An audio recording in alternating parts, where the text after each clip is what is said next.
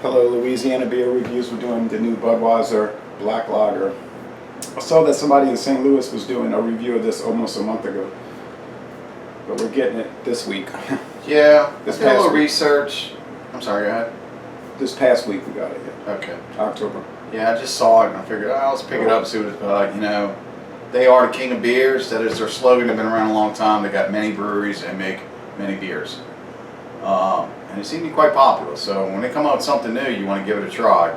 I found information on a site called Beer Hound, and basically they're just saying this is the second one in the Jim Beam series that they're doing with Anheuser-Busch. This is a dark lager, and it's aged. It comes at 7.1% ABV, and it's aged for, I believe it said 6 years on the website.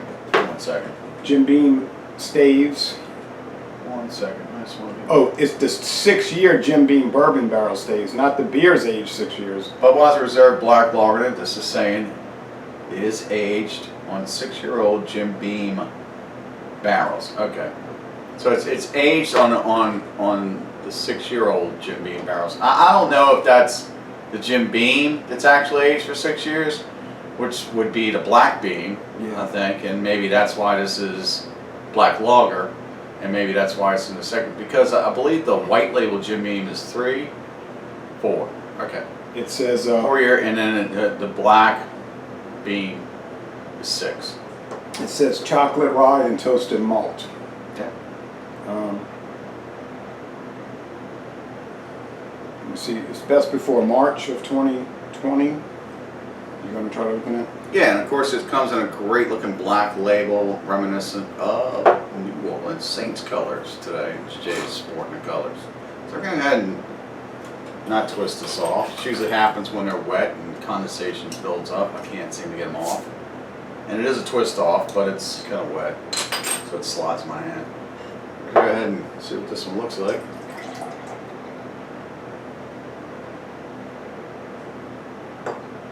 Okay, so right now it's looking kind of like a dark amber to me. Beige head and amber, dark amber, or is that copper? Nah, we can call it copper. It's pretty dark. Copper, amber. I mean, we got a cloudy day today, so If it was an ale, we'd say it was a brown ale. yeah, true that. It does kind of look like a brown ale. It's more like a brown lager. Well, there's no such thing as really a black lager. They're not black. I mean, let's liken it to something that we normally enjoy to drink, and I would say it kind of looks like, by the appearance, Negro Modelo, Oh yeah, Modelo Negro. which is a Vienna style. And that's 5.4. Okay, so looking nice, beige head, clear, bubbly. You can see through this beer. It's clear. That's a good thing. That's our preference. It's clear beers. Etched bottom, so it's going to make more bubble streams. All right, aroma. Yeah, so I'm going to go ahead and take a look at it. It's kind of like an off-white to kind of creamy head. Bubble lacings, I don't really see them too much. So 7.1, man. But you know, it is made in the style of the Anheuser-Busch beers, which are going to be more of a watery, go down kind of quick, clean finish. Yeah, this is a strong malt liquor. So yeah, exactly. It does exceed the government standards for beers, and it really should be called a malt liquor. It smells good. I mean, you can get, I'm getting that whiskey, that Jim Beam on it that you can smell right off the top. You want to go ahead and review the aroma of it? You kind of smell that. I'm picking up some, I think Jay was a little antsy to get into the taste. like a little waxiness or something. Yeah, that's probably coming off of the barrels. And malt, it's very light. There's not a whole lot of nose on it. To me. If you're thinking you're going to pick up bourbon barrel on the nose, I don't think you're going to. Well, I didn't pick up bourbon barrel. What I did is I picked up the alcohol and I picked up whiskey. Okay, because Jim Beam is bourbon, but you know, bourbon is whiskey. Right. But I picked up the waxiness reminded me of the Shipyard Pumpkinhead, which sounds crazy, but that's what it reminded me of. Well, you get that on some of these ones that are barrel aged because of the whole process that they go through. Sometimes we don't know how to make those whiskeys. We know how to make the beers, but the whiskeys, As a general process. Well, unless it's revealed. Okay. I'm gonna go ahead and taste mine because it looks like this head's dissipated enough. It's Cheers to you, kind of looking folks. forward to this one.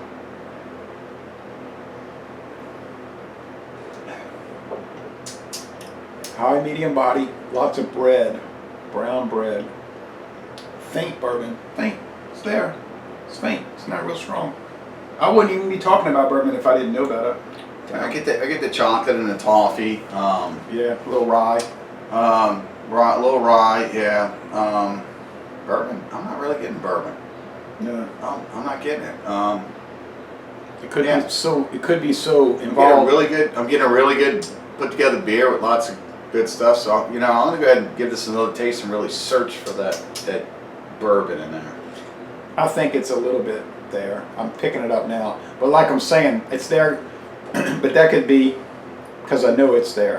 I'm getting it on the tail, and it does taste like a little like Jim Beam. Now Jim Beam, when you put it in, if you make a Beam and Coke, it kind of accentuates or brings up the flavor of the Coke when you put it in, when you mix the two together.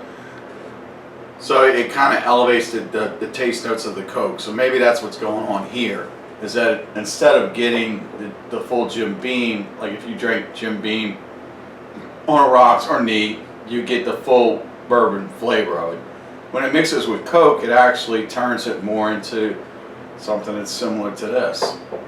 So where you get that kind of caramelly Are you thinking of taste. shooting for that kind of? I don't know, but it's along those lines of a Jim Beam and Coke. Still, you still get the beer, you still get the malt, you still get the chocolates, but it's got that toffiness that and Beam is it's the same kind of toffiness you get if you mix I'm gonna say the brand Coca-Cola in with Jim Beam whiskey. I mean, we are talking brands, so It's a crisp finish. yeah. Yeah. Well, they've been trying to get back into the specialty beers lately, because back 20 years ago they were doing a lot of specialty beers, but they weren't getting attention. It wasn't so far as 20 years ago. We used to have the Master Series that would come out under the Budweiser label. Well, the Brewmaster Discovery. Brewmaster Series, right? Yeah, the Those are really good. Project 12. They had the Eagle beer. What was that one? The Eagle, where it was just... It's kind of like a brown beer. And it just had an eagle on it. Like a flying eagle. Budweiser Ale. Right. So, Yeah, in the 90s, Budweiser and Miller were kind of kicking around the whole, all malts and they go to all hop, and so they're kicking around some. yeah, because they had the recipes. Miller Reserve series. Remember those? They were all Yeah. barley malt, no adjuncts. And Yeah, and then there was some Christmas reserves that were coming out, so they were all kind of tooling around with what is now better known as the craft beer movement.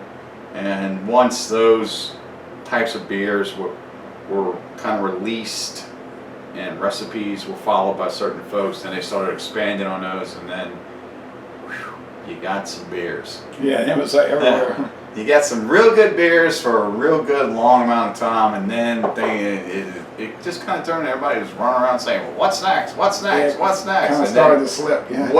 what's next turned into something that just kind of didn't really remind me of beer. Well, what do you score this one?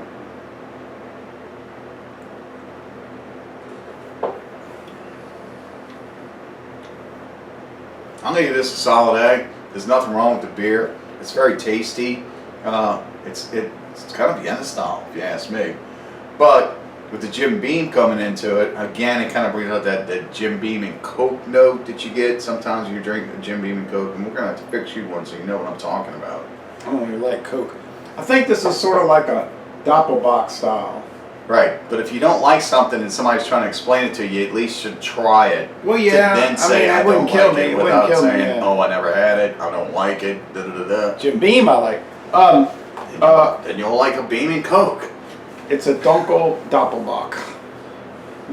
I think that's what it is. All Yeah, right, it's real good. I'll say 94 out of 100. I'm gonna give it higher. I'll give it a 96, just because it's really good. It's balanced. You sit here and you just kind of let it resonate a little bit. You get the beam on the back note. Goes down really good. It's light. Transitions over the palate really light. Okay, It's so just clean, finished beer. It's well put together. I'm sure we got it within a good date. yeah, I said that's about March 20th of next year. Yeah. So, all right, well, Les Le Bon Temps Relais, a winner for sure, and we'll be curious to see what the next discovery project is in about 9 months, and we're going to end this review by saying, y'all come on down to southeastern Louisiana. Remember, the previous video was recorded in Memphis with the Bush Ice. Just put a timestamp on video.